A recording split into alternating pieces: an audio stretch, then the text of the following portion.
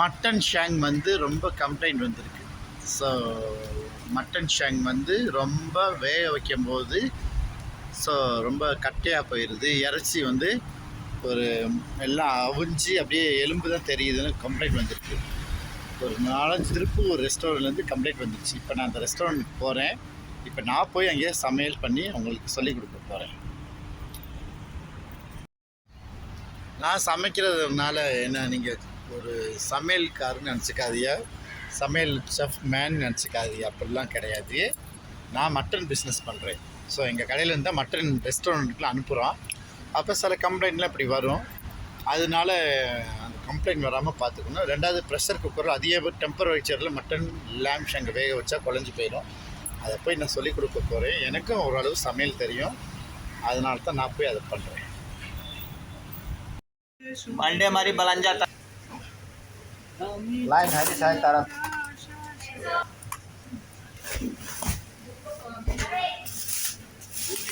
லேம் ஷேங் opal brand, opal வேலி. Video opal வேலி பாருங்க.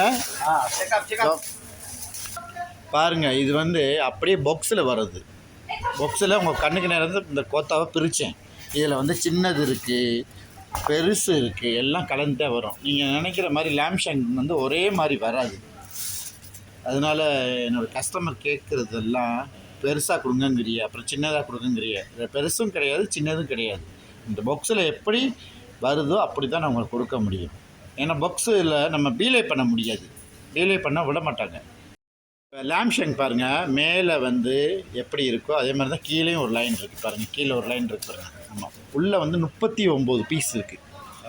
ஒரு காட்டனுக்கு வந்து 39 பீஸ் இருக்குது. இதே ஆஸ்திரேலியாவிலேருந்து வேறு பாக்ஸ் வரும், வேறு கலரில் வரும். இது வந்து ஓபல் பிராண்டு. இதோட குவாலிட்டி நல்லாயிருக்கும். வேறு பிராண்டு வர்றதில் வந்து ஃபேட் அதிகமாக இருக்கும்.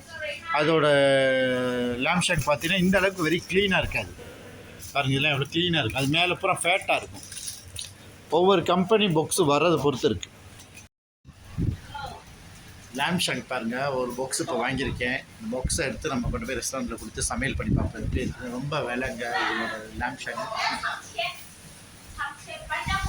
1 கிலோ 50 வெள்ளிக்கு மேலே. இதோட இறைச்சி எப்படி இருக்குன்னு பார்த்தீங்கன்னா நல்லா வேக வச்சதுக்கப்புறம் அப்படியே ஐஸ்கிரீம் மாதிரி இருக்கும். ரொம்ப சாஃப்டாக, அப்படி ருசியாக இருக்கும். ரொம்ப சாஃப்டாக இருக்கும். அப்படியே பட்டர் அல்வா மாதிரி இருக்கும்.